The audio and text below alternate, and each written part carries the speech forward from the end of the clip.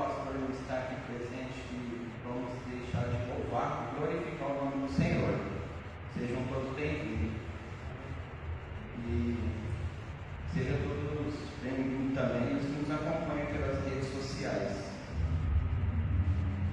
Gostaria de fazer uma oração neste momento. Senhor Deus, em nome de Jesus, que o Senhor assista, ó Deus, este culto, que seja um culto cristocêntrico, ó Deus, que o Senhor não permita que nada venha direcionar o agir do Teu Espírito e que a Tua palavra venha penetrar, ó Deus, o mais fundo do nosso coração. Fala conosco, estamos aqui, ó Deus, para ouvir a Tua voz, que o Senhor usa-nos para fazer a Tua vontade, em nome de Jesus. Irmãos, gostaria que abrisse a Bíblia em Salmos número 46 para meditarmos nessa palavra, do 1 ao 11.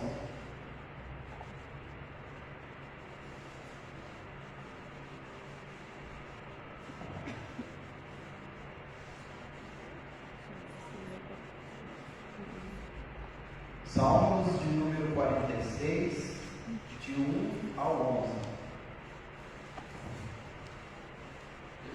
Amém? Amém. Deus é o nosso refúgio e fortaleza. Deus é o nosso refúgio e fortaleza, socorro bem presente nas tribulações. Portanto, não temeremos, ainda que a terra se transtorne e os montes se abalem no seio dos mares, ainda que as águas tumultuem e espumejem, e na sua fúria os montes se estremeçam. Há um rio cujas correntes alegram a cidade de Deus, o santuário das moradas do Altíssimo. Deus está no meio dela, jamais será abalada. Deus a ajudará desde a antemanhã. Bramam nações e reinos se abalam, ele faz ouvir a sua voz, e a terra se dissolve. O Senhor dos exércitos está conosco, o Deus de Jacó é o nosso refúgio. Vinde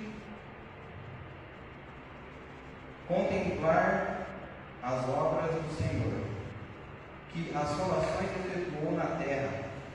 Ele põe termo à guerra até aos confins do mundo. Quebra o arco e despedaça a lança. Queima os carros de fogo. Aquietai-vos e sabei que eu sou Deus. Sou exaltado entre as nações. Sou exaltado na terra. O Senhor dos exércitos está conosco.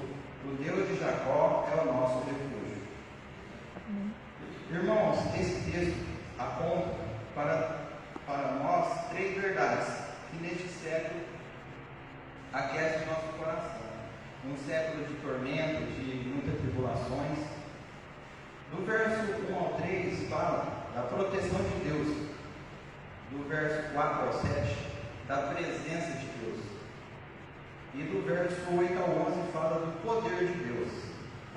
Então, irmãos, sabendo dessas três verdades que o texto expõe, sabemos que não estamos abandonados neste mundo, que Deus ainda governa e Ele está no controle de todas as coisas.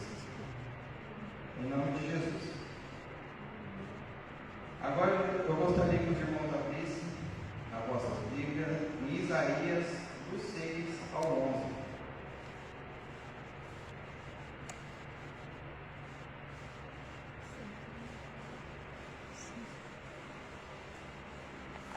Do 6 ao 1. Do 6, do 1 ao 8. Desculpa. Isaías, do 6, 1 ao 8.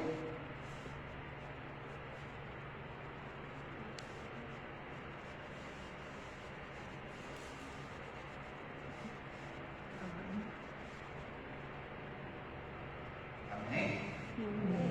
Vamos ler de forma alternada. Eu lerei o verso número 1 e os irmãos 2 consecutivamente.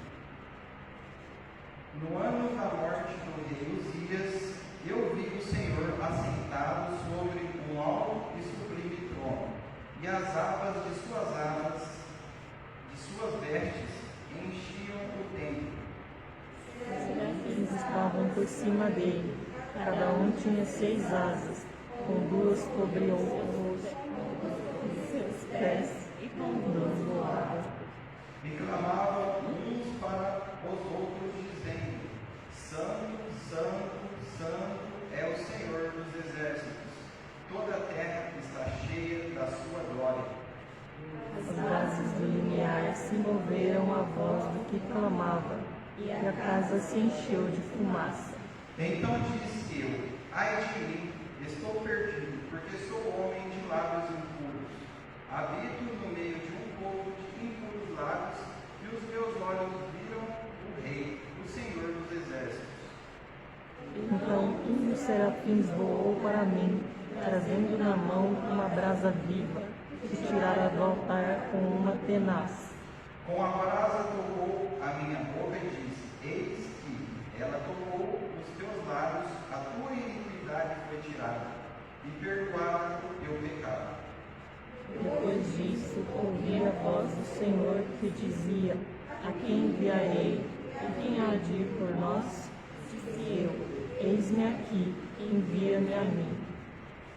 Irmãos, esse texto, ele é bem claro quando ele diz aqui no capítulo 7, que diz assim: Com a brasa tocou a minha boca e disse: Eis que ela tocou os teus lábios, e a tua iniquidade foi tirada e perdoado o teu pecado.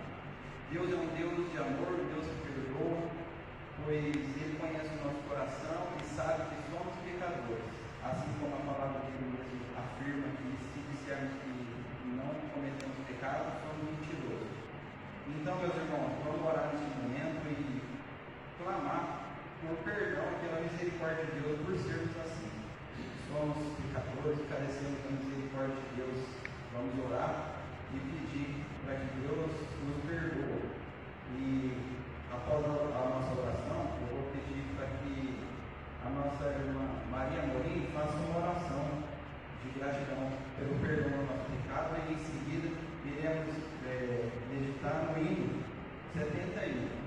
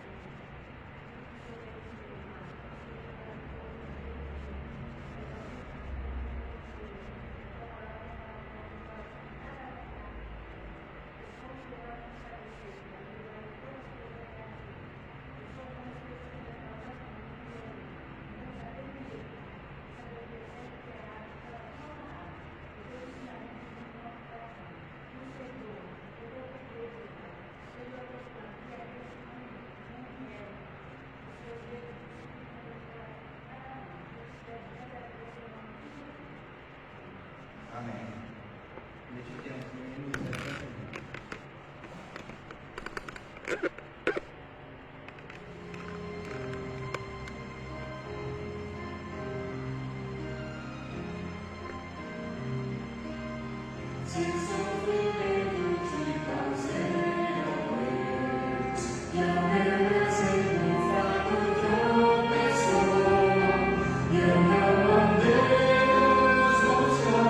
Stay.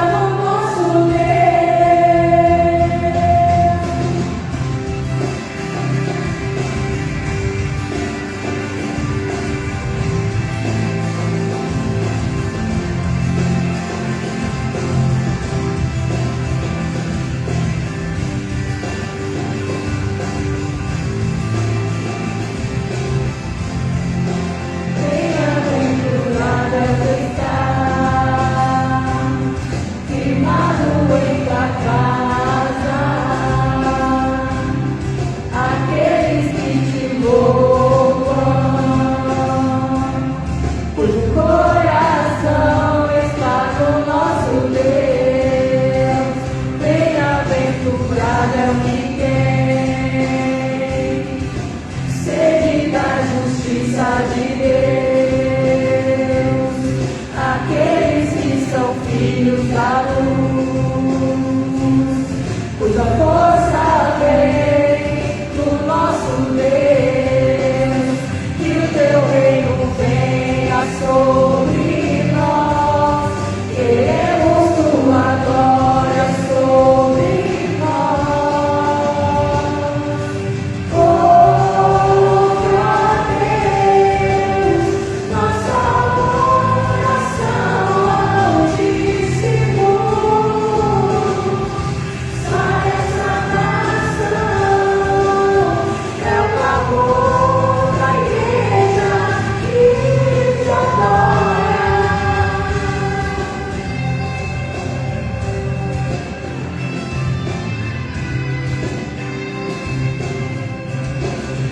Bem-aventurado é o que está firmado em tua casa, aqueles que te louvam, cujo coração está no nosso Deus, que o teu reino venha sobre nós, queremos tua glória sobre nós. Ouve, ó Deus, nossa oração altíssimo. Sai essa nação, é o clamor da igreja que te adora. Ouve, ó Deus, nossa oração altíssimo. Sai essa nação, é o clamor da igreja que te adora.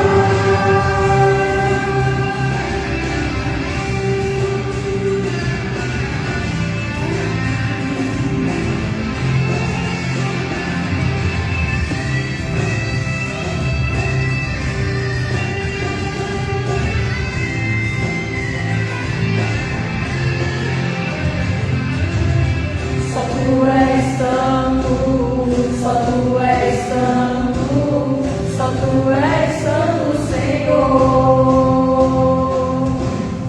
Só tu és santo, só tu és santo, só tu és santo, Senhor.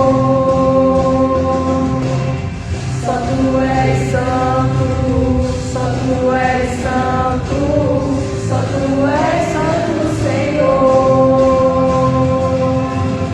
Só tu és santo, só tu és santo, só tu és santo, Senhor.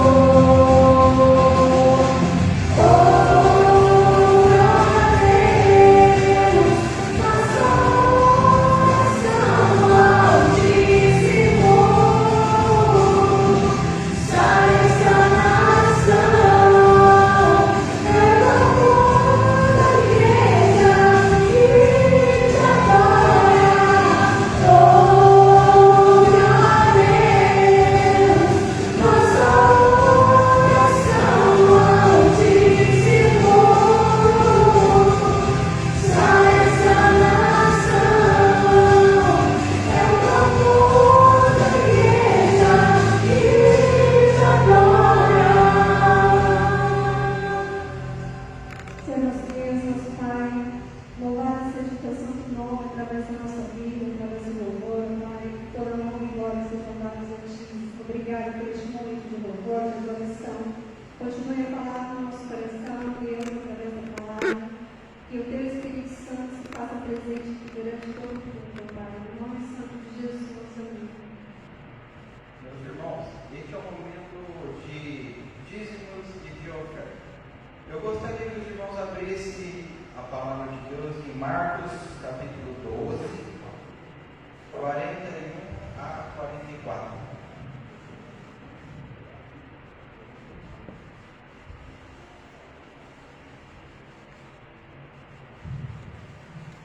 Marcos 12, 41 a 44. Amém?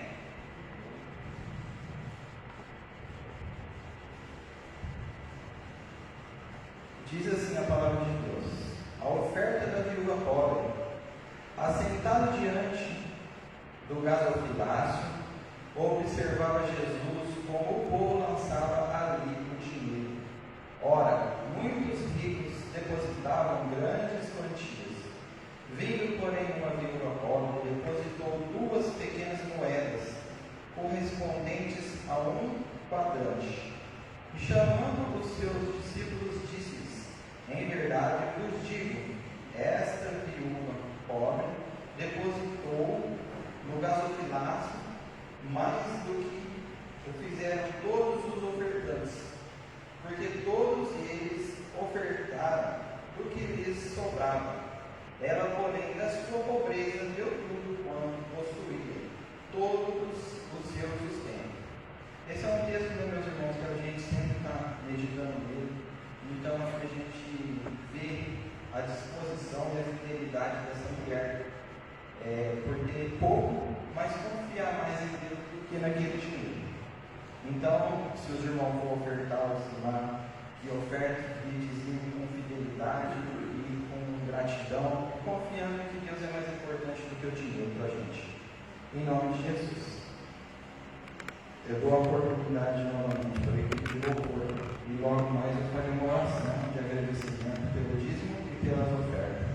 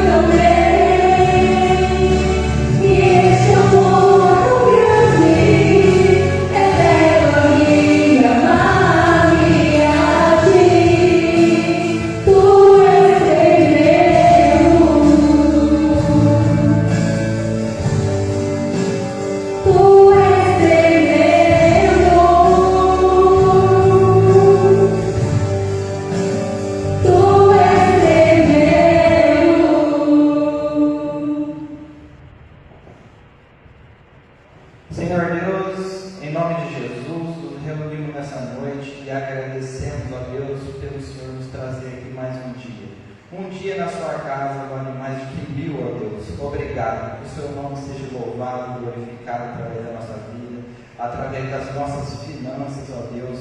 Obrigado pelo Senhor nos dar o prazer de poder dizimar e ofertar, ó Deus. Se estamos dizimando e ofertando, é porque o Senhor tem nos abençoado ricamente, ó Deus, sem mesmo merecermos. Louvado seja o teu nome, ó Deus. Continue a falar conosco, em nome santo de Jesus, através da tua palavra. Amém. Eu gostaria de chamar as crianças de 0 a 10 anos aqui na frente, e eu vou passar a palavra para o presbítero Tiago, que vai orar pelas crianças, pela professora, e vai ministrar a palavra, em nome de Jesus. Amém.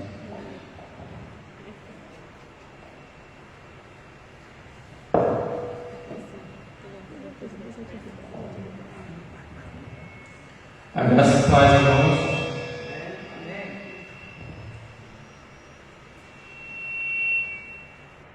Vamos orar pelas crianças, pela professora. Deus, Pai poderoso, santo e tremendo é o teu nome. Que o Senhor possa conceder graça, Pai, para a professora, para ensinar da melhor forma didática, Pai, para essas criancinhas, de forma simples, para que ela possa compreender o teu santo evangelho. E também, Pai, que ela possa não crescer somente em estatura, mas também na graça e no conhecimento do Senhor. Que sejam futuros homens e mulheres de Deus, Pai, que vivam para a tua glória e para o teu louvor. Pai, eu te peço em nome de Jesus, fale conosco nesta noite, segundo a sua graça, Pai. Não precisamos, Pai, de palavras persuasivas de sabedoria humana, mas precisamos do teu poder, Pai, demonstração de poder. É que eu te peço em nome de Jesus, Pai, fale conosco nesta noite. Derrama a sua graça, o teu Santo Espírito. É que eu te peço no nome, na autoridade, na justiça, nos méritos de Cristo. Amém e amém. Amém. Meus irmãos, para vocês que vão ficar comigo aqui, abrem Apocalipse, meus irmãos. Apocalipse 21, do verso 1 ao 8. O tema ali está Novo Céu e a Nova Terra. Primeiro eu queria agradecer a Deus por mais uma oportunidade, né? É a terceira vez que estou ministrando nessa igreja. Apesar de adversidades e de enfermidades, o Senhor tem concedido graça. E também a confiança do pastor Silvio, né? Então vamos lá, Apocalipse 21, do verso 1 ao 8, que diz assim: E vi um novo céu e uma nova terra, porque já o primeiro céu e a primeira terra passaram, e o mar já não existe. E eu, João, vi a santa cidade, a nova Jerusalém, que de Deus descia do céu, adornada como uma noiva embelezada para o seu noivo. E ouvi uma grande voz do céu que dizia: Eis o tabernáculo de Deus com os homens, pois habitará com eles, e eles serão o seu povo, e o mesmo será o seu Deus, e estará com eles. E Deus limpará toda a lágrima dos seus olhos, e não haverá pranto, luto, morte e nem dor, porque as primeiras coisas são passadas. E o que está sentado no trono disse: Eis que faço novas todas as coisas. E disse-me mais: Escreve, porque essas palavras são fiéis e verdadeiras. E disse-me ainda: Está cumprido. Eu sou o Alfa e o Ômega, o princípio e o fim. A quem quiser tiver sede, de graça lhe darei da fonte da água da vida. A quem vencer, lhe dará todas as coisas, e eu serei seu Deus, e ele será meu filho. Mas quanto aos tímidos, aos incrédulos, aos abomináveis, aos homicidas, aos fornicadores, aos feiticeiros, aos idólatras e a todos os mentirosos, a sua parte será no lago que arde com fogo e enxofre, o que é a segunda morte. Meus irmãos, antes de começar, eu peço que os irmãos deixem a Bíblia aberta, não fechem, porque é assim que a igreja cresce, é assim que a igreja assimila o conhecimento. O apóstolo Paulo considerou os bereanos mais nobres que estavam em Tessalônica, porque enquanto o apóstolo Paulo pregava, os bereanos estavam conferindo se aquilo que o apóstolo Paulo pregava era verdade, nas Escrituras. Então, deixe a sua Bíblia aberta, por favor, não feche, ok? Então, vamos lá, meus irmãos. Nós sabemos que o autor da carta do livro de Apocalipse é o apóstolo João, o último membro do colégio apostólico vivo. Todos os outros, nessa altura, já estavam mortos, ok? E o local onde o apóstolo João escreveu esse livro foi na ilha de Patmos. Ele foi então enclausurado, isolado como inimigo de Roma, distante da sociedade, da civilização, ok? E qual foi o ano que o apóstolo João escreveu esse livro? Provavelmente foi no final do primeiro século, em 95 depois de Cristo. Provavelmente o apóstolo João tinha 90 anos. O imperador da época era Domiciano. Ok? E quais são os destinatários? Para quem enviou essa carta? É para 7 igrejas da Ásia Menor. Ok? Como Éfeso, Esmirna, Pérgamo, Tiatira, Sardes, Filadélfia e Laodiceia. E qual era o conteúdo dessa carta? O que o apóstolo João queria nos transmitir? Para quem não sabe, meus irmãos, a palavra Apocalipse do grego, passando para o português, significa revelação. Ok? Revelação concernente aos fins dos tempos, o que haveria de acontecer. Então, lá na ilha de Patmos, Deus revela para o apóstolo João o que deveria acontecer. Ok? Então, ele escreve esse livro concernente ao livro de Apocalipse. Se fôssemos resumir o livro de Apocalipse numa frase, seria: as coisas que em breve devem acontecer. Não será uma possibilidade, mas devem acontecer, como está no versículo 5. Escreve, porque essas palavras são fiéis e verdadeiras. Então vai acontecer. Ok? Então, no capítulo 21, meus irmãos, a história já fechou as suas cortinas. Ok? O juízo final já aconteceu.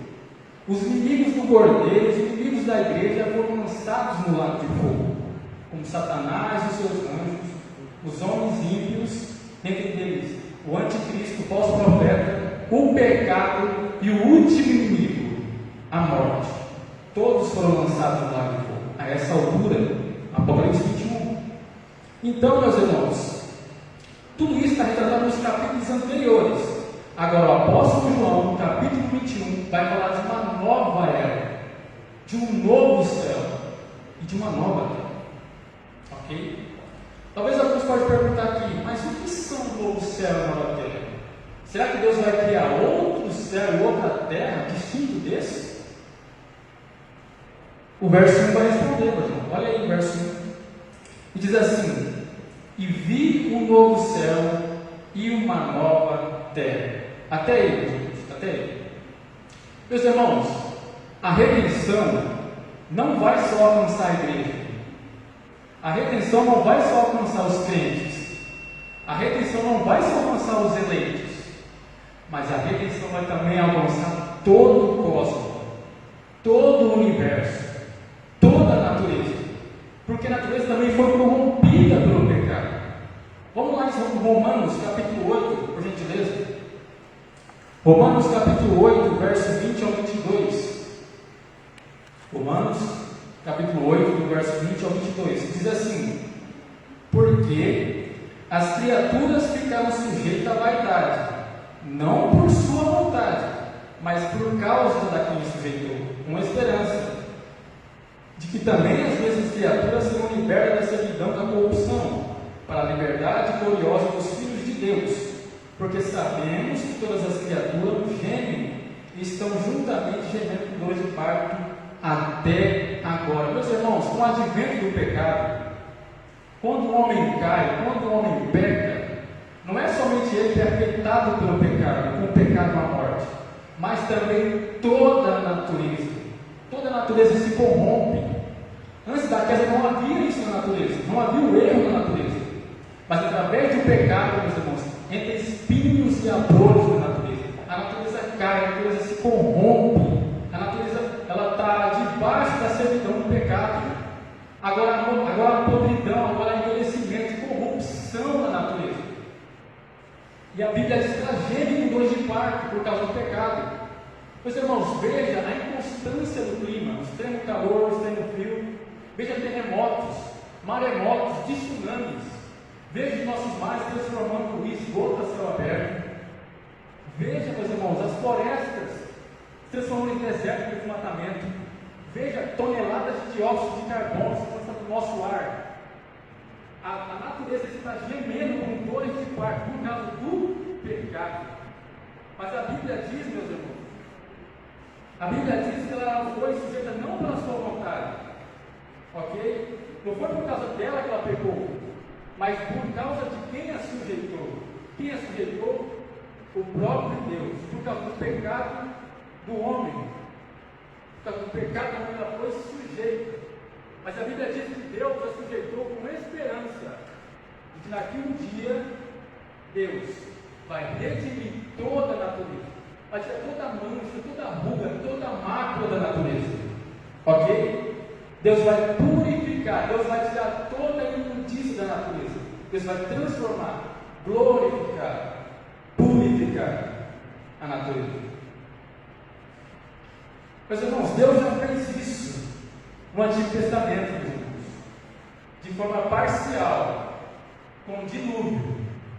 Deus, com o dilúvio, varreu toda a iniquidade da humanidade, e através de Noé gerou uma nova. Mas agora Deus vai fazer isso de forma definitiva, e Deus não vai usar mais água, Ele vai usar outro elemento. E qual será? O fogo. O fogo. Abra lá em 2 Pedro, capítulo 3. 2 Pedro, capítulo 3, verso 12 ao 13.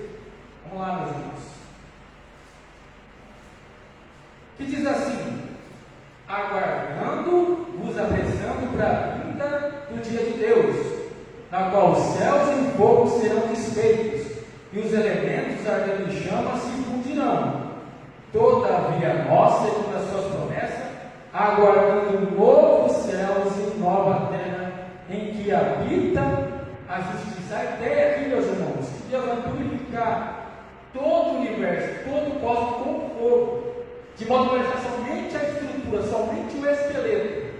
E desse esqueleto, dessa estrutura, Deus vai criar um novo céu e uma nova terra, sem a mancha do pecado, sem os vestígios da iniquidade, sem mácula, sem ruga, sem mácula, sem qualquer tipo de injustiça, onde habita a justiça, onde habita a santidade.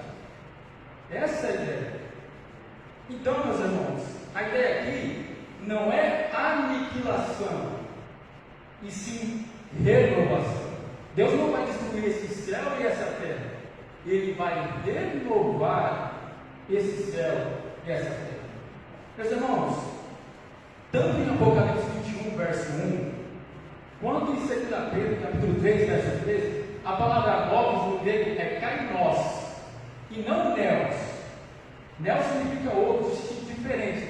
Kainos significa de qualidade superior, transformado, renovado, glorificado. Essa é a ideia. Isaías 65, verso 17 diz assim: porque eis que vi um novo céu e nova terra, e as coisas passadas já passaram, e não haverá mais lembrança delas. A palavra novos em Isaías, no hebraico, é hadashim, que significa transformado, fresco, glorificado. Então essa é a ideia, meus irmãos. Deus não vai criar um novo céu e nova terra distinto desse, mas fazendo o velho um novo. O novo céu e nova terra, meus irmãos, não vai ser um novo que não existia, mas um novo a partir do que existia.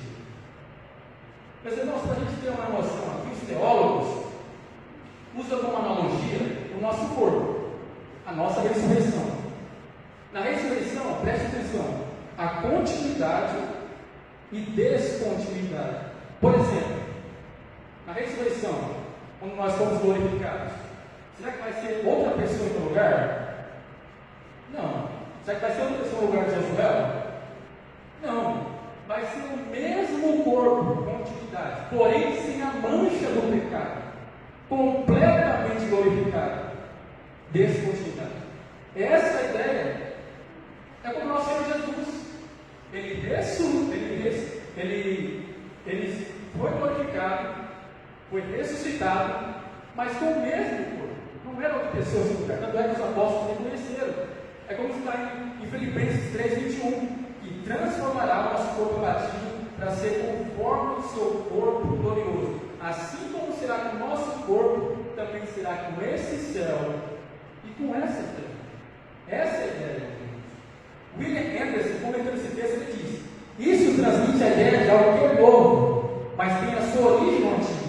A nova aliança saiu da antiga aliança, o novo mandamento saiu do antigo mandamento. A nova Jerusalém tem a sua origem na velha. O novo homem é a transformação do velho. E o novo céu e a nova terra estão baseados nos antigos céus e na antiga terra. Então não faz o menor sentido você dizer que Deus vai criar outro céu e outra terra distinto desse, sendo que a Bíblia é clara, explícita, em dizer que Deus vai renovar, transformar, glorificar esse céu e essa terra. Então, belezas maiores serão transmitidas, meus irmãos. Belezas maiores serão contempladas. Meus irmãos, nós estamos em um mundo caído, ok? Um mundo corrompido pelo pecado.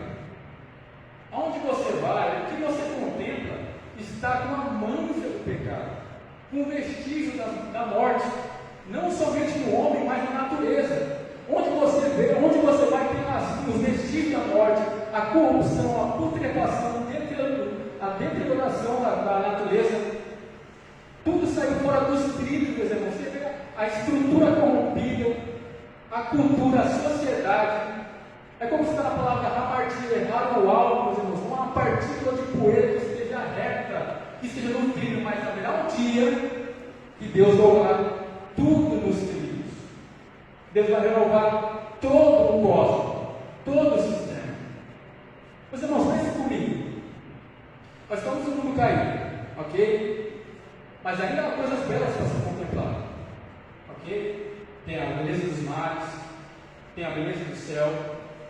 Mas imagina, meus irmãos, agora, uma terra completamente glorificada, uma terra sem qualquer vestígio de erro, sem nenhum equívoco, sem nenhuma mancha, sem nenhuma mácula, sem nenhuma decomposição, sem envelhecimento, sem morte, meus irmãos.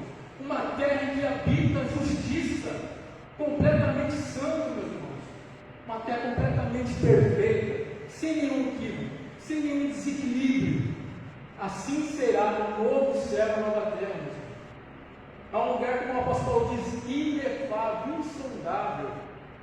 Por mais que eu me esforce nessa noite, não tem como eu dizer para você, transmitir como vai ser esse lugar em detalhes.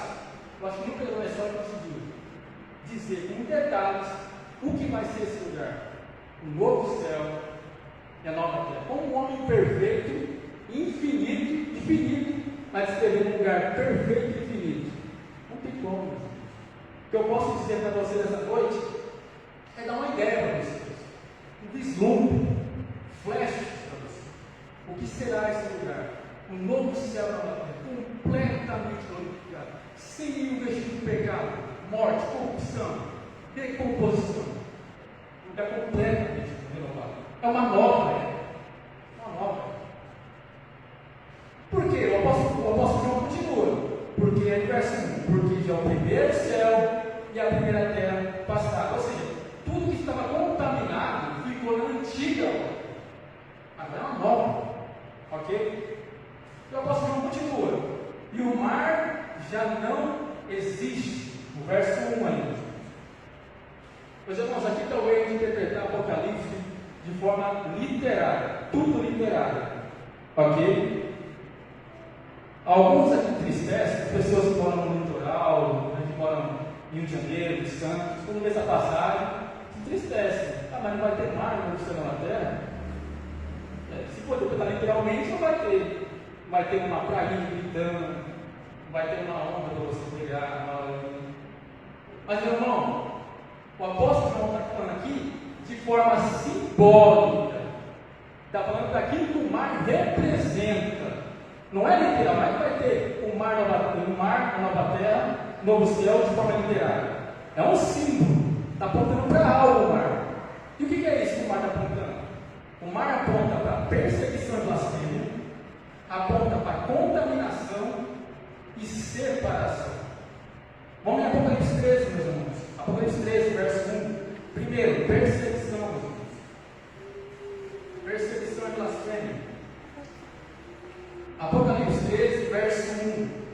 Acompanhe comigo. Diz assim: E eu parei sobre a areia do mar, e vi uma besta subir do mar, que tinha sete cabeças, 10 chifres, e sobre os seus chifres 10 diademas, e sobre as suas cabeças um nome de blasfêmia.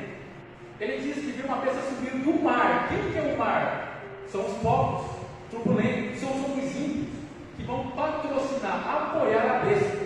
E quem que é a besta? O anticristo. Ok? Mas o texto diz: e sobre as suas cabeças um nome de blasfêmia. O que significa blasfêmia? Perseguição. Blasfêmias. Meus irmãos, quantas blasfêmias foram proferidas contra Deus Pai na história? Quantas blasfêmias foram proferidas contra Deus Filho? Quantas blasfêmias foram proferidas contra Deus Espírito? Quantas perseguições foram travadas, direcionadas contra a igreja? Você pega o primeiro século, com a morte do primeiro mártir, Estevão. A partir disso, no ano 64, Nero coloca fogo em Roma. E ele coloca a culpa nos cristãos. Não foram os cristãos que colocaram, foram Nero. Mas Nero colocou culpa nos cristãos. E aí começa uma perseguição ferrenha. Cristãos sendo jogados nos coliseus para ser pisados por todos, mastigados por leões, trucidados por leões e feridos por cães. Cristãos que eram usados como poste, tacavam cera quente, piche e queimavam eles. Eram usados como poste nas ruas de Roma. Cristãos que foram crucificados em tão quantidade naquela época, naquela perseguição, que faltou madeira em Roma. Faltou madeira de tanto cristão que eles não crucificaram. Perseguição. Você vê na época medieval a Igreja Católica, com a Inquisição Papal, os termos perseguidos os cristãos. Tinham poucos naquela época que não se dobraram ao catolicismo. E a Igreja Católica, com a Inquisição Papal, perseguiu eles. Cristãos que eram colocados dentro de bezerro de bronze para serem cozinhados vivos. Cristãos que eram cerrados ao meio. Você vê no nosso tempo, meus irmãos, países ditadores, comunistas, países fechados, perseguindo os cristãos, tirando seus bens, as suas casas, as suas posses e tirando as suas vidas. Mas no novo céu e nova terra não haverá mais perseguição, não haverá mais blasfêmia. Acabou, Senhor. Não haverá mais perseguição. E também aponta para outra coisa, meus irmãos, para a contaminação. Vai lá em Isaías 57, verso 20, gente. Isaías 57, verso 20, que diz assim: mas os ímpios são como o mar em tempestade, que não pode aquietar-se, e as suas águas arrojam lama e lodo. Primeiro ele fala, mas os ímpios são como o mar em tempestade. Ou seja, os ímpios vivem em conflito, em constância, em guerra, em luta. Assim que os ímpios vivem. Ele continua, que não pode se aquietar. A palavra aquietar na hebraica é paz. Mas a Bíblia diz que ele não pode aquietar-se. Eles vivem em conflito, em guerra. Mas no novo céu e nova terra não vai haver mais combate, meus irmãos. Não vai haver mais batalhas, confrontos, lutas, hostilidades, contendas, guerra de irmãos. Não vai haver mais combate à mão armada. Você veja na Primeira e na Segunda Guerra Mundial, aproximadamente 100 milhões de almas ceifadas. Mas no novo céu e nova terra, meus irmãos, não haverá nenhum tipo de conflito, hostilidade, guerra. Será um lugar de paz, meus irmãos. Será um lugar de tranquilidade, harmonia, concordância, plena paz. Plena paz. Não haverá mais guerra no novo céu e nova terra. E também, meus irmãos, aponta para a separação. Para quem prestou atenção até agora aqui na mensagem, aonde o apóstolo João está quando você leu o livro de Apocalipse? Ilha de Patmos. Na ilha de Patmos. Uma ilha cercada de quê? Águas, mares. Isso simboliza o quê? distanciamento da sociedade, da civilização. Meus irmãos, está falando para quê? Que no novo céu e nova terra não haverá mais a Deus, meus irmãos. Não haverá mais partidas, não haverá até logo, não haverá. No novo céu e nova terra não haverá aquele aperto no coração de você possivelmente não ver mais aquela pessoa amada. Então, no novo céu e nova terra, meus irmãos, não haverá mais divisória, não haverá mais distanciamento, segregação, isolamento, distanciamento, muro, barreiras, fronteiras, abismo. Não haverá isso mais no novo céu e nova terra. Não haverá mais perigo de você distanciar dos seus irmãos, do seu amado. Não haverá, meus irmãos, mais partidas. Não haverá mais a Deus. Não haverá. E também aponta para que não vai haver mais separação com o nosso Deus, meus irmãos. Amém. Aquilo que o pecado fez separação com nós, com o nosso Deus, com a cruz nos reconciliando, não poderá mais haver a separação com Deus. Então viveremos com Deus, com o nosso Deus e com nossos amados irmãos por toda a eternidade, meus irmãos, com plena concordância, com plena comunhão. Não haverá mais separação. Não haverá. Então se cumpre, meus irmãos, Isaías 11, precisa abrir. Isaías 11, do verso 6 a 9, que diz assim, ó: o lobo habitará com o cordeiro, e o leopardo habitará junto com o cabrito, o bezerro e o leão novo e o animal cevado andarão juntos, e os pequeninos o guiará. A vaca e a ursa pastarão juntos, e as suas crias juntos se deitarão. O leão comerá palha com o boi, a criança de peito brincará com a serpente, e o jasmamado meterá a mão na toca da áspide. Mas não haverá mal nenhum, meus irmãos, não algum dano no meu santo monte, porque a terra será cheia de conhecimento do Senhor, como as águas cobrem o mar. Então isso aí está simbolizando o que vai ser o novo céu da nova terra: plena harmonia, plena paz, pleno gozo, um lugar que tem a glória do Senhor de forma plena. Não haverá mais isso. Não haverá mais separação, guerras, conflito. Esse é o novo céu. Esse é a nova terra. Esse é o novo céu. Meus irmãos, agora eu vou separar para o seu irmão em 3 pontos e terminar o sermão. Primeiro, eu quero mostrar o que não vai ter no novo céu e nova terra, quem não vai entrar e quem estará lá. Ok? Então, primeiro, o que não vai ter no novo céu e nova terra? Meus irmãos, vai ter algo lá que você vai procurar e você não vai achar. Ok? Vai ter algo lá que você vai estar ausente no novo céu e nova terra. Aí você pergunta: onde está isso, Tiago? No verso 4. Olha aí no verso 4, meus irmãos. Diz assim: e Deus limpará toda lágrima dos seus olhos, e não haverá mais pranto, luto, morte, nem dor, porque as primeiras coisas já são passadas. Então, meus irmãos, primeiro, não haverá lágrimas, e Deus limpará as lágrimas dos seus olhos. Meus irmãos, um certo autor, ele diz que esse mundo pode ser chamado de vales das lágrimas. Esse mundo pode ser chamado. Quantas pessoas, meus irmãos, na história já derramaram suas lágrimas? Quantas pessoas agora estão chorando?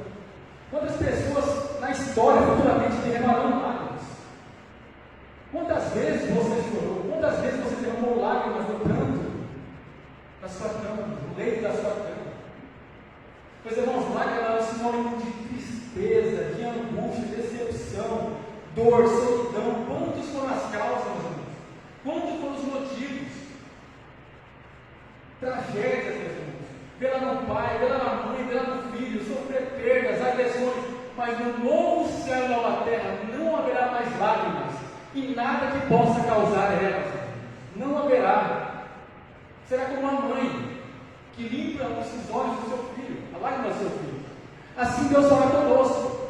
Mas há uma diferença. A mãe pode limpar a lágrima do seu filho hoje, pode limpar amanhã e sucessivamente. Mas Deus vai limpar de uma vez só, para nunca mais poder. Nunca de alegria você vai chorar. Nem de alegria.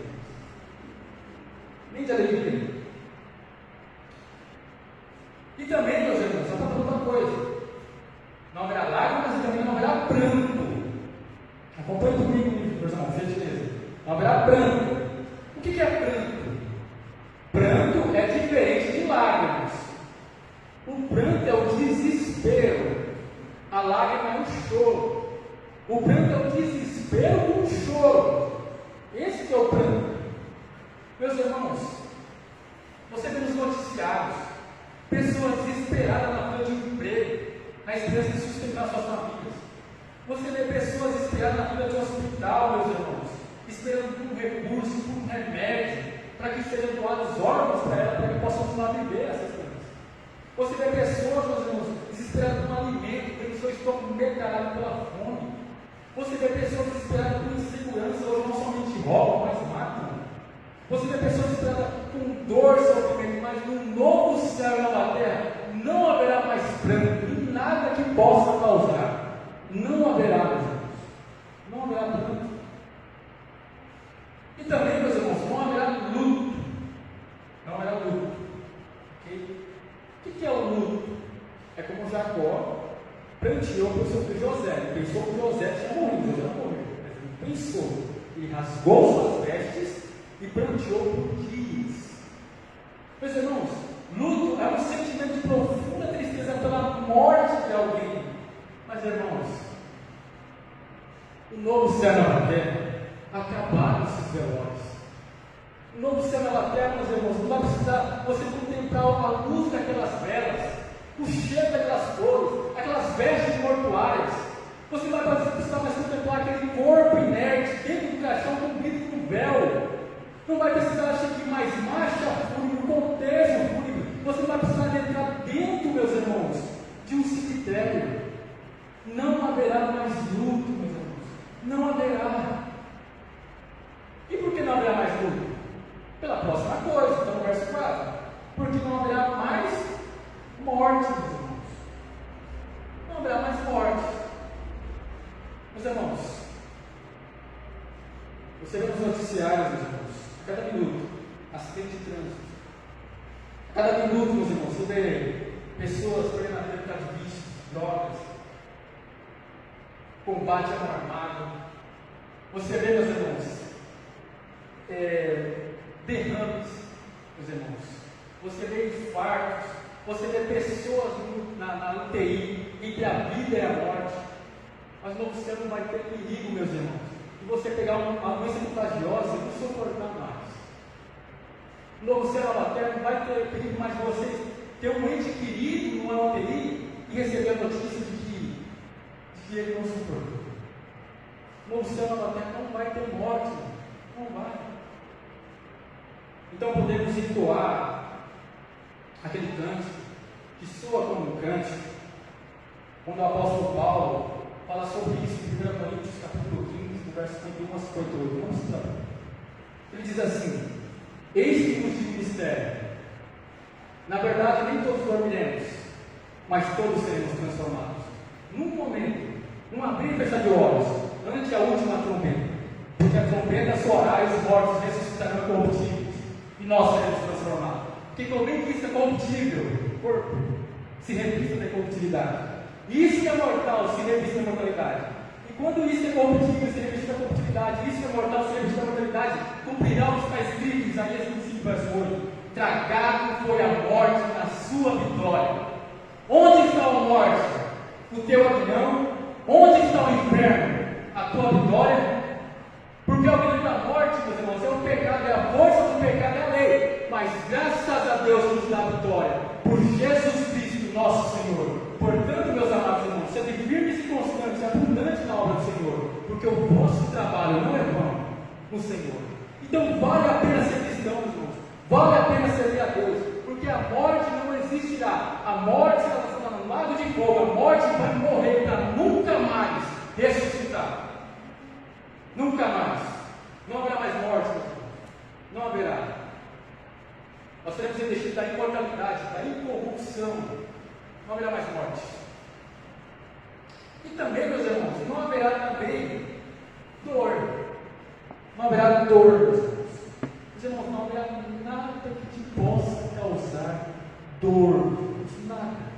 Nenhum tipo de sofrimento, nenhum tipo de constrangimento, nenhuma indiferença, nenhum preconceito, nenhum racismo, nenhum bullying, meus irmãos, nem depressão, angústia, medo. Não vai haver nada que te possa causar dor. Nada, meus irmãos. Nada. Por quê? Porque o texto continua. Porque as primeiras coisas já são passadas. Meus irmãos, todos esses males se dissiparão na presença de Deus. Presença de Deus. Não haverá, meus irmãos, nada que possa nos causar nenhum mal. Nenhum mal. As coisas passadas. As passadas. Meus irmãos, nós vimos até agora o que é o novo céu na terra, um lugar perfeito, livre de qualquer corrupção, pecado, envelhecimento ou morte, corrupção, qualquer coisa. Um lugar perfeito.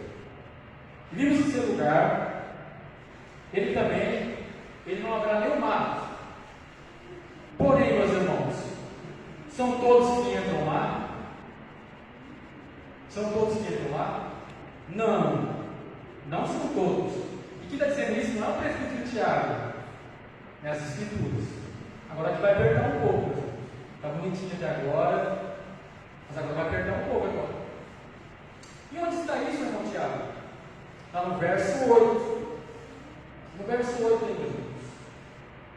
E diz assim: mas quanto aos tímidos, e aos incrédulos, e aos abomináveis, e aos homicidas, aos fornicadores, aos feiticeiros, aos idólatras, e a todos os mentirosos, a sua parte será no lago que arde com fogo e enxofre, o que é a segunda morte. Aqui, meus irmãos, estão as características das pessoas que não estarão com o nome escrito no livro da Bíblia, e da qual Deus não chamará por filho. Ok? Primeiro, os tímidos. Os tímidos. Eu quero aqui esclarecer antes de começar. Tímido aqui não tem nada a ver com temperamento. Nada a ver. Ok? Tem pessoas tímidas aqui, eu sou tímido, tem pessoas que é tímida aqui, que tem um excelente testemunho no trabalho, um excelente testemunho na faculdade, na escola, ok? Trabalham na igreja de forma anônima, ok? Mas vivem para a glória de Deus. Então o tímido não tem nada a ver com temperamento, ok? Em outras traduções, a palavra tímido, se você olhar na sua Bíblia aí, talvez seja, é para os covardes, para os indecisos, para eles. Então quem são os tímidos? São aqueles que nunca se decidiram por Cristo. São aqueles, meus irmãos, que nunca se tornaram membros de uma igreja. São aqueles, meus irmãos, que fogem, temem do perigo de confessar a Cristo como seu Salvador. São aqueles que, apesar de ser convencidos pela verdade, não preferem não se comprometer. São aqueles que não querem perder os deleites prazeres desse mundo. Eles não querem. Eles não querem mudar o pecado. Eles não querem. Eles não querem ser perseguidos. São covardes. São aqueles, meus irmãos, que nunca se decidiram para o batismo. São aqueles que nunca professaram a sua fé publicamente. Por aqueles que nunca, meus irmãos, tomaram uma posição no corpo de Cristo. São aqueles que nunca bateram a continência do seu capitão, nosso Senhor. São os indecisos. São os que ficam em cima do muro. Meus irmãos, não existe em cima do muro. A indecisão já é uma decisão de não se decidir. Não existe isso em cima do muro. Meus irmãos, são os simpatizantes. Sabe o que são os simpatizantes? Está cheio de ser. É aqueles que vai para casa da mãe. De vez em quando, esporádico. Casa da mãe. Por causa do pai, ou por causa da irmã, do tio, do avô. De vez em quando. Aí você pergunta para eles, mas e você? Não, eu não prefiro isso para eles. Só de vez em quando. Só por causa do meu tio. Só por causa da minha avó. São covardes. São indecisos. Não se decide por Cristo. Esses não andarão no Cristo. São tímidos. São covardes. E também os incrédulos, meus irmãos. Quem são incrédulos? São os agnósticos, são os ateus, são os céticos. Apesar de Deus querer na sua consciência, no seu coração, na natureza, eles sufocam essa verdade. Então, e tiram Deus de toda a primazia de vida e de criação. Quem também são os incrédulos? São os desviados. Porque afinal, por que eles desviaram da fé? Porque não acreditaram na palavra, não acreditaram no Evangelho, não acreditaram em Deus. É por isso que eles desviaram. Então, os incrédulos e os desviados não herdarão o reino dos céus. E também para os abomináveis. Quem que são os abomináveis? No grego é abidinus, que dá a ideia de mal cheiroso. Aqui a ideia é para aqueles que vivem no pecado, que rolam no pecado, que têm a iniquidade do pecado como estilo de vida, que tem prazer na mentira, que tem prazer na fofoca. Aqueles que bebem a iniquidade como se fosse água. Aqueles que não somente cometem o pecado, mas promove o pecado, aplaude o pecado, faz apologia, defesa do pecado. Você vê nas redes sociais pessoas defendendo o vício, defendendo o aborto. São as pessoas que vivem no pecado, que têm o pecado como estilo de vida. Esses não herdarão o reino dos céus. Não herdarão, meus irmãos. E também os homicidas. Quem são os homicidas? Aqueles que não têm menor respeito pela vida, aqueles que tiram a vida do próximo, a vida do alheio, por qualquer motivo. São aqueles que tiram as crianças dos ventres das suas mães. São aqueles, meus irmãos, que são os ditadores, os genocidas, os homicidas. Esses não herdarão o reino dos céus. E também, meus irmãos, os fornicadores. A palavra fornicação no grego é porneia, que significa a qualquer tipo, a todo tipo de moralidade sexual, tanto fora do matrimônio, como antes, fora adultério, antes fornicação. Todas as pessoas que vivem, meus irmãos, na pornografia, todos aqueles que vivem na fornicação, todos aqueles que vivem no adultério, e tem isso como estilo de vida, sem nenhum tipo de arrependimento, não herdarão o reino dos céus. E os feiticeiros, meus irmãos, os feiticeiros, no grego, meus irmãos, a palavra feiticeiro é farmakóis, que significa farmácia no nosso português. Você pode perguntar, mas por que farmácia?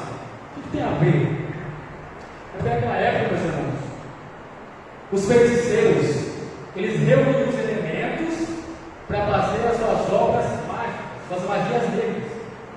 Da mesma forma que os farmacêuticos reuniam os elementos físicos para produzir o remédio.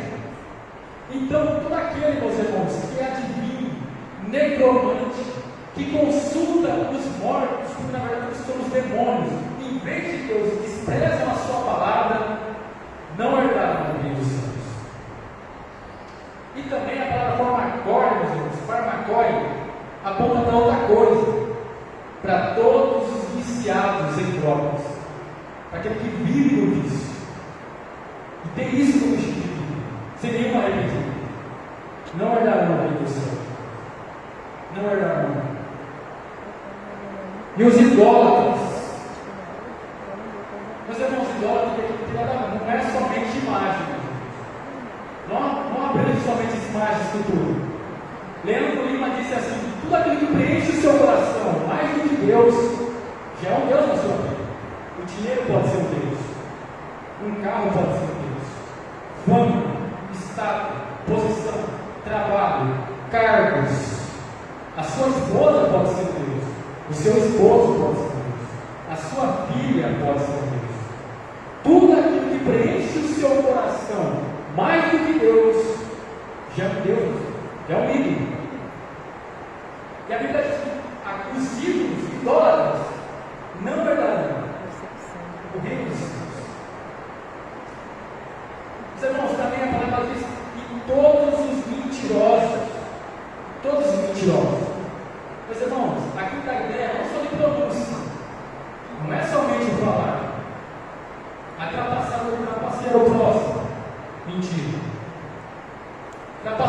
negócios, mentira.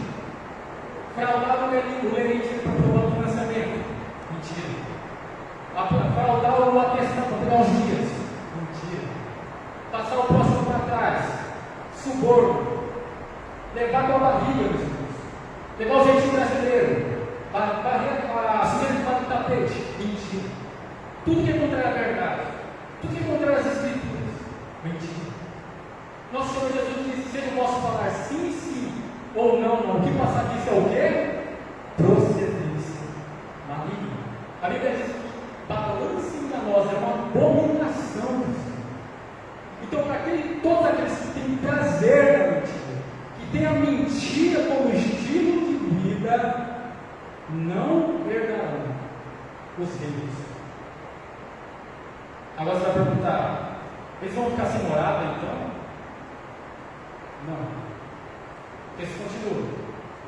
E a sua parte será no lago que arde com fogo e enxofre, o que é a segunda morte. Meus irmãos, existe a morte espiritual, que é a separação de Deus com o homem pelo pecado, ok? Existe a morte física, ok? Que é a separação do corpo com a alma vai para o pó, a alma do salvo vai para o céu e a alma do perdido vai para o Hades, ok? E existe, meus irmãos, a segunda morte, que é a pior de todas, que vai tanto o corpo quanto a alma para o lago de fogo. Porque a Bíblia diz que uns vão ressuscitar para a glória eterna e outros vão ressuscitar para a vergonha eterna. Então o lago de fogo vai ser tanto o corpo quanto a alma lançados no lago de fogo. Meus irmãos, eu não ia falar isso não, mas como a gente pode estar nos visitando, meus irmãos, sabe por que o inferno vai ser ruim? Sabe por quê? Meus irmãos, não é Satanás. Satanás não manda não. Ele não vai castigar ninguém. Lá ele vai dar no mesmo âmbito dos sofredores. Pode ter certeza. Se tem um grau de sofrimento, ele vai dar um pior. Ele arrasta tudo. Ok? Sabe por que o inferno vai ser ruim, meus irmãos? Não foi Satanás que criou. E isso Satanás manda. Quem criou o inferno é Deus. Quem manda no inferno é Deus. Sabe por que o inferno vai ser ruim? É porque Deus vai estar. Por isso. Abra Apocalipse capítulo 14. Abra aí. Vou te provar com as escrituras. Apocalipse 14, verso 10.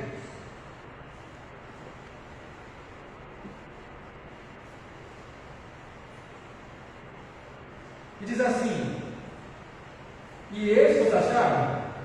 Amém.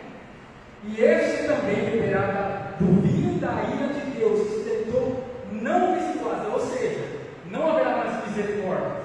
Aqui a ira de Deus misturada com misericórdia, mas lá não haverá mais misericórdia nem possibilidade de arrependimento. E o texto continua: no cálice da sua ira, e será atormentado com fogo e enxofre, diante dos seus santos anjos, e diante de quem? Do Cordeiro. Quem que é o Cordeiro? O próprio Senhor Jesus Cristo. E Ele é o próprio Deus. A ideia é que quando eles serão lançados no lago de fogo, o Senhor Jesus Cristo estará observando e lançando toda a sua ira. Então não é Satanás. O inferno vai ser ruim, meus irmãos, porque o cálice da ira do Cordeiro será despejado por toda a eternidade. O Augusto Nicodemo diz que não há nenhum lugar que Deus esteja ausente. Deus estará também no inferno, com juízo e com ira. C.S. Lewis diz que os ímpios provarão da terrível liberdade que sempre quiserem, porque o pecado não é liberdade, ele aprisiona, nos leva à morte, e à morte eterna. Então, meus irmãos, resumindo o verso 8, todos aqueles que amam mais o pecado do que a Deus não herdarão o reino do céu. Não herdarão. Mas para aqueles que estão visitando aqui nas redes sociais, meus irmãos, o apóstolo João está falando de algo que ainda não aconteceu. Então ainda há chance, ainda há perdão, ainda há remissão, ainda há justificação. A Bíblia diz que o dia da salvação se chama o hoje, o agora. O apóstolo João está falando de algo no futuro. Ainda não aconteceu. Então ainda há chance. O tempo de misericórdia aqui agora, em vida. Naquele tempo não havia. Então, meus irmãos, vimos que no novo céu até um lugar perfeito, que não há nenhum pecado, ok? Vimos que não vai ter lá, e quem não vai estar. Agora vimos, meus irmãos, vamos ver quem estará lá. Quem vai estar? Está no verso 2 e 3, meus irmãos. No verso 2 e 3, e termina esse tópico, e termina com duas aplicações. Quem vai estar lá, meus irmãos? Quem estarão no novo céu, nova terra? No verso 2 responde, ele diz assim: e eu, João, vi a santa cidade, a nova Jerusalém, que de Deus desceu do céu, adereçada como uma noiva, endereçada para o seu marido. Aqui o apóstolo João tem uma visão de uma cidade, uma visão estranha, de uma cidade descendo do céu, ok? Mas ele também é outro símbolo, é simbólico, não é literal, ok? E ele nos dá 3 dicas, e na terceira fica bem claro quem são esses que estão no novo céu na terra. No verso 4, acompanhe comigo, ele diz que viu uma santa cidade, ele viu uma nova Jerusalém, e agora eu quero deixar bem claro, adereçada como uma noiva. Então quem vai estar no novo céu e nova terra é a igreja, são os eleitos, são os salvos, os justificados, os remidos, os que foram cobertos pelo sangue de Cristo. É esse que estará no novo céu e nova terra, com o seu noivo, aproveitando o seu amor. Esses que estarão no novo céu e nova terra. Mas a ideia aqui, meus irmãos, que vai haver um casamento, ok? Vai ser o encontro da noiva com o noivo, ok? Mas quando há um casamento, pressupõe que há um lugar, ok? Não é regra, mas já tem uma casa. Pressupõe que tem uma casa, ok? Então, onde será a morada das bodas do Cordeiro, dessa festa da qual nunca haverá fim? Onde será esse lugar? Onde vai ser? O texto, o verso 2 responde, diz assim: e eu, João, vi a santa cidade, Nova Jerusalém, que descia do céu. Não é? A gente vai morar no céu?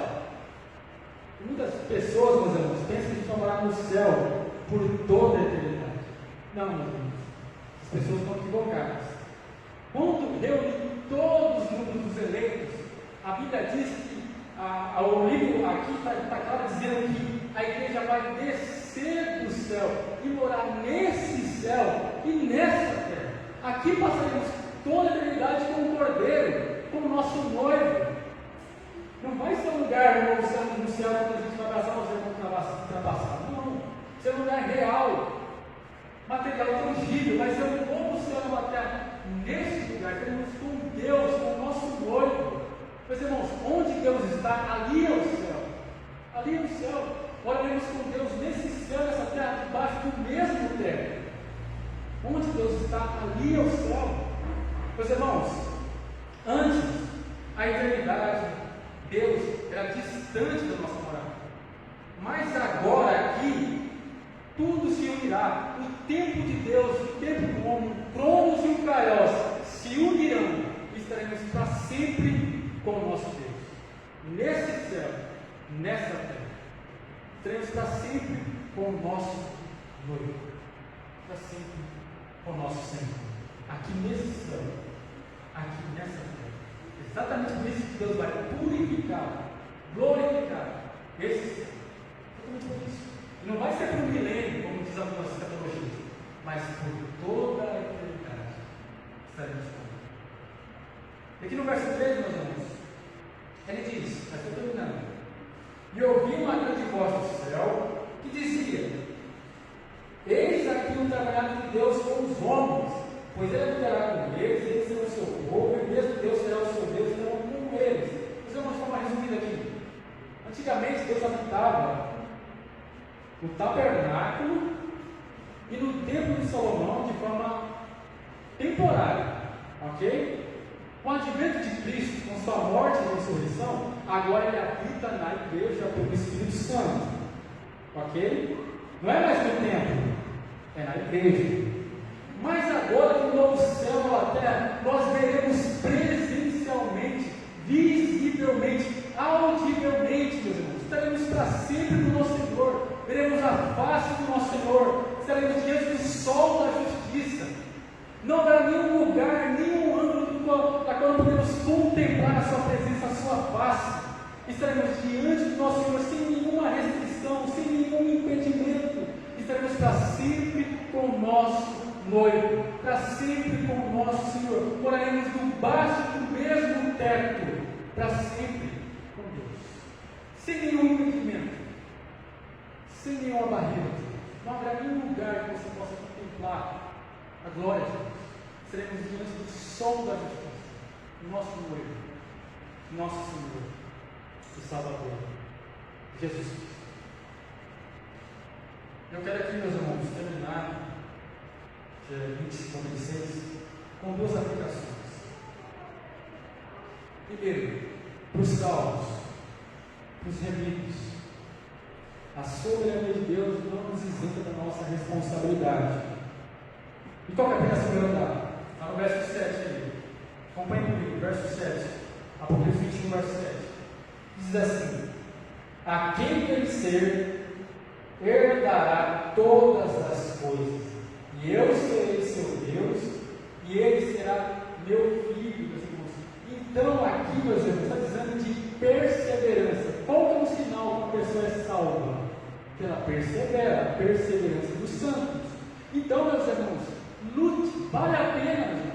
Lute contra o pecado, lute contra as suas inclinações, lute contra o diabo e o mundo. A quem vencer, meus irmãos, será herdeiro de Deus e co-herdeiro com Cristo. Lute, meus irmãos, lute contra o pecado, contra o mundo, contra o diabo. Vale a pena servir a Deus, aquele que vencer. E mais do que isso, algo mais elevado, meu irmão. Olha o que ele diz, o verso 7, parte B. E eu serei seu Deus, e ele será meu filho. Meus irmãos, nós vamos fazer parte da família real, nós seremos parte da família de Deus, meus irmãos, seremos filhos de Deus. Meus irmãos, tem pessoas que se vangloriam de ter um pai de alto escalão, um pai de autoridade, mas nós seremos filhos daquele que criou o universo, daquele que criou o universo com o sopro da sua boca. Haja luz e ouve-nos. Nós vamos fazer parte da família de Deus, da família real. Seremos filhos de Deus, meus irmãos. Seremos filhos dele. Nós estamos no céu, estamos no já e no ainda não. Somos filhos de Deus, mas ainda não entramos no reino de Deus. Somos justificados, porém ainda não glorificados. É o já e o ainda não, meus irmãos. Então persevere, lute, fazeremos parte da família. Então, eu queria direcionar uma segunda aplicação para aqueles que estão nos assistindo, talvez já alguém tenha escutou o Evangelho, a palavra de Deus está nos visitando. O Senhor, com a sua soberania, trouxe ele aqui, através das redes sociais. Está no verso 6, que diz assim, a parte B: a quem quer que tiver sede, de graça eu lhe darei da fonte da água da vida. Então, para aqueles, meus irmãos, que estamos assistindo, talvez não ouviu o Evangelho, está escutando essa palavra, né? Que pela palavra está reconhecendo os seus pecados, porque para ser salvo, tem que reconhecer e crer. Então, despertou esse desejo. Ele está dizendo assim: a quem tiver sede. O que é sede? Desejo. Então, se você está essa palavra, está dizendo: eu tenho um desejo de ser salvo.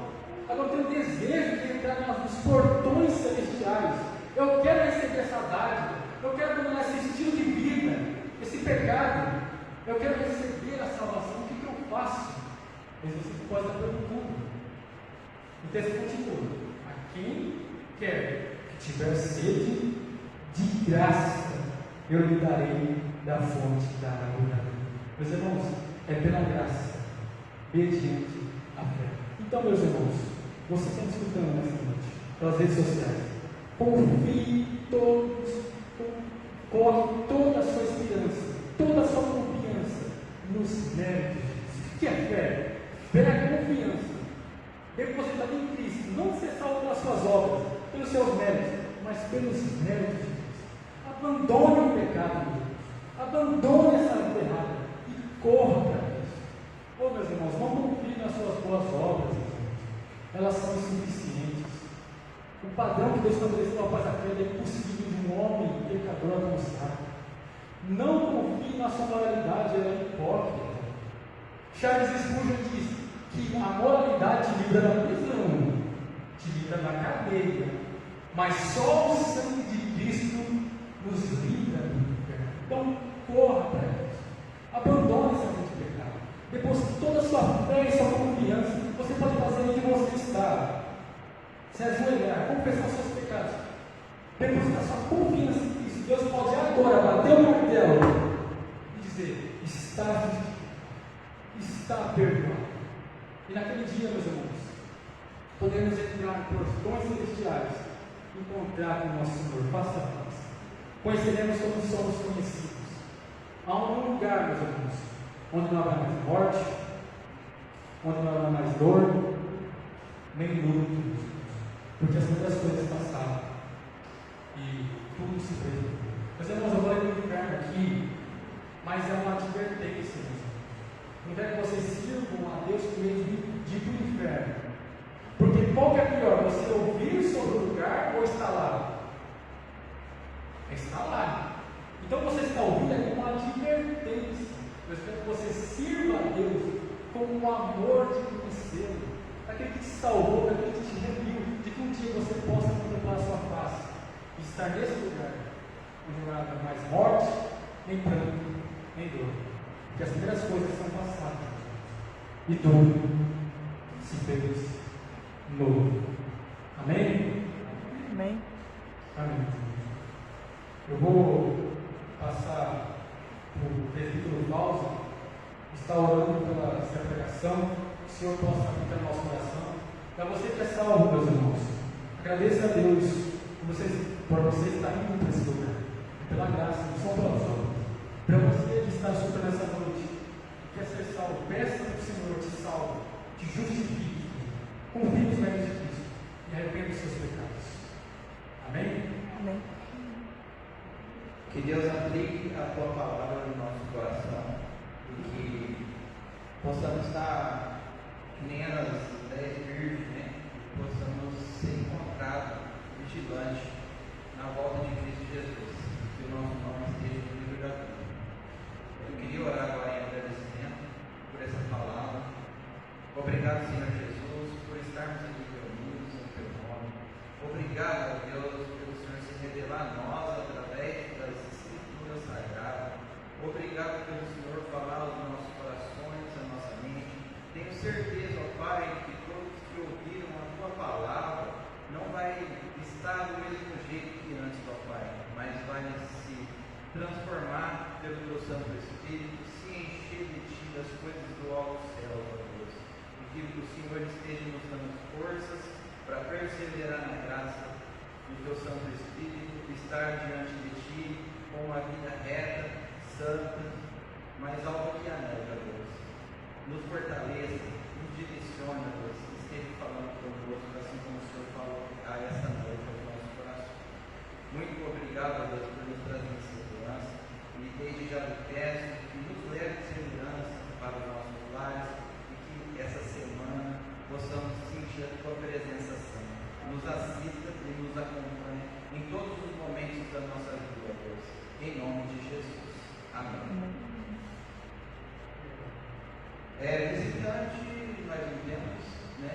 Somos todos já membros unidos, digamos assim. Culto, durante a semana não vai ter, por causa da ausência do pastor. Então, nós só vamos ter culto domingo à noite. Próximo domingo à noite.